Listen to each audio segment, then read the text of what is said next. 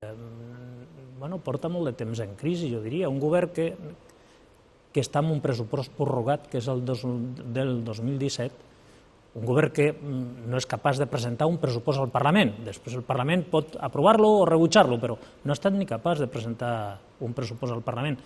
És un govern que té greus problemes dins seu, suposo. No s'han posat d'acord en el pressupost.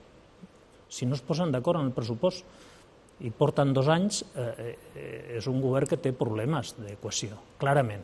Hi ha hagut problemes també respecte a la resposta que calia donar a la violència. La violència s'ha de condenar sense pal·liatius i s'ha de donar suport i recolzament als cossos, fonamentalment al cos de Mossos d'Esquadra, que és la policia de Catalunya. Troba que no ho ha fet prou el govern català, això? Jo crec que el conseller ha estat a l'alçada de les circumstàncies, ho sento, el president no.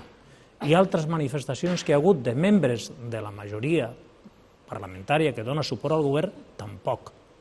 Vostè, en fi, d'altres formacions polítiques, a més, no només de Junts per Catalunya, d'Esquerra Republicana, posant en dubte, diguem, i qüestionant la tasca dels Mossos. I això debilita a un cos que està al carrer,